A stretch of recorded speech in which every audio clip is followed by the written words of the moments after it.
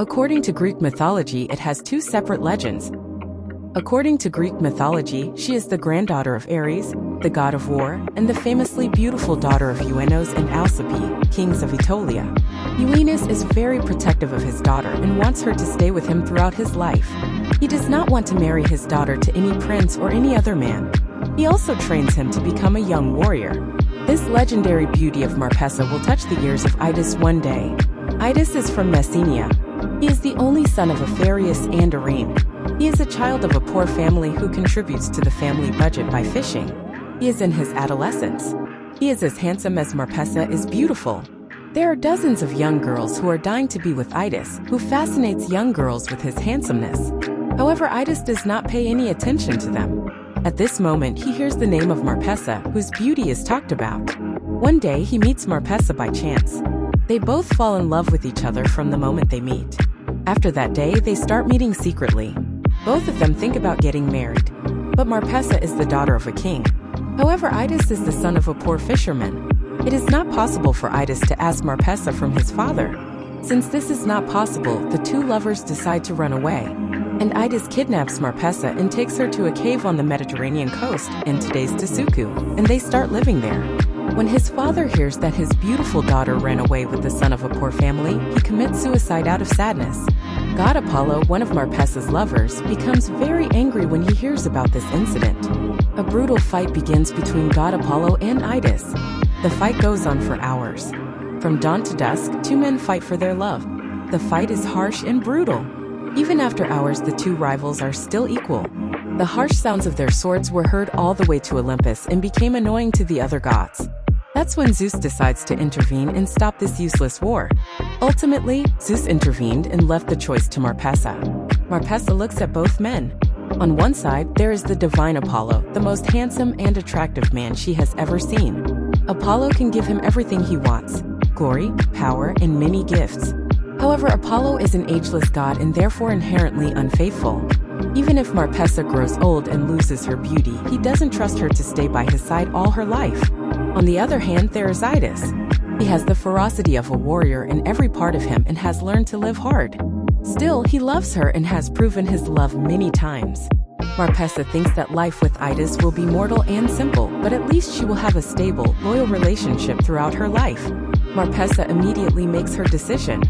She rejects Apollo and chooses Aetus as her husband. Apollo leaves the battlefield defeated and assigns his twin, Artemis, to take revenge and punish Marpessa. Artemis goes to the cave where two young lovers live and catches them making love. He immediately turns Marpessa into stone. When she sees Aetus, she is stunned by his handsomeness. He doesn't touch Aetus, probably because he thinks of being with her one day. Aetus hugs her lover's body, which has been turned into stone, and cries for days without eating or drinking. He cries so much that tears fall from his eyes to form a river.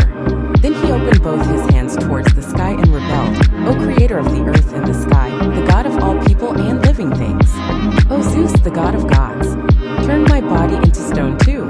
He prays to Zeus. Hearing this heartfelt cry and wish, Zeus, the god of gods, turns Aetus' body into stone. According to another Greek mythology, the legend is as follows. Described as a maid with beautiful wrists, Marpessa is widely regarded as one of the most beautiful women ever. However, along with a number of suitors, Marpessa also has the misfortune of having a very strict and conservative father. Determined to preserve Marpessa's innocence as long as she lives, Euenus challenges each of her suitors to a deadly chariot race. He promises to give the girl to the person who will defeat her. However, he says that he will nail the heads of his defeated opponents to the walls of his house. Therefore, no one enters the competition with him. One day, Aetus, prince of Messinia, came to Aetolia to court Marpessa. Although everyone knows that he is one of the two sons of Aphareus, king of Messinia, Aetus is actually a demigod born 9 months after Aphareus' wife Arene unknowingly slept with Poseidon in disguise. According to Homer, he was the most powerful of the people who were on the earth at that time. According to other authors, he also owns a golden chariot drawn by winged horses, which was once given to him by his real father. So unsurprisingly, Euenus stands no chance against Aetus and loses the chariot race, this time convincingly. However, Euenus refuses to keep his promise and does not accept his daughter's marriage to Aetus. In the blink of an eye, Aetus grabs Marpessa and carries her to his winged chariot, despite her resistance.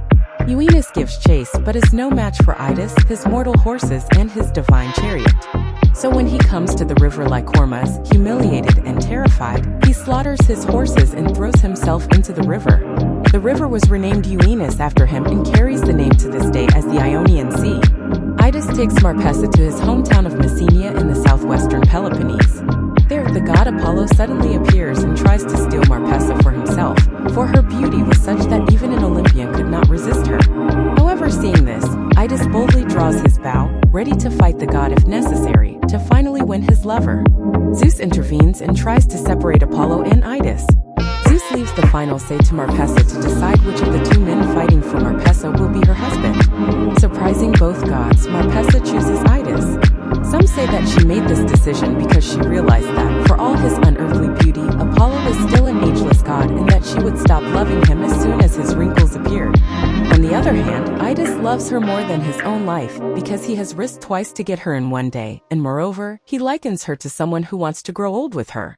According to another legend, it is more romantic. He says that Idas fell in love the moment he saw Marpessa's eyes in Aetolia, and that even the temptation to become an immortal goddess by marrying the most beautiful god of Olympus could not prevent his tender feelings. No matter what, Marpessa never regrets her decision. She lives a peaceful and happy life with her husband in Messinia for many years. The happy couple has a daughter. Alcyone takes its name from the ancient Greek word for kingfisher, a brightly colored bird that lets out a plaintive cry. Supposedly, these are the sounds of Marpessa crying sadly as she is dragged away by Apollo. Unfortunately, sometime later, Idas and his brother Lynceus got into a dispute with their allies the Dioscuri over the division of some war spoils. Conflict breaks out, and soon, after Lynceus realizes the Dioscuri are planning an ambush, Idas kills Castor. Pollux takes his revenge by killing Lynceus, after which Idas throws a stone at Pollux and kills him. Zeus does not take his son's death lightly. He strikes Idas with a lightning bolt and kills him on the spot. Desperate Marpessa, learning of her husband's death, kills herself out of grief.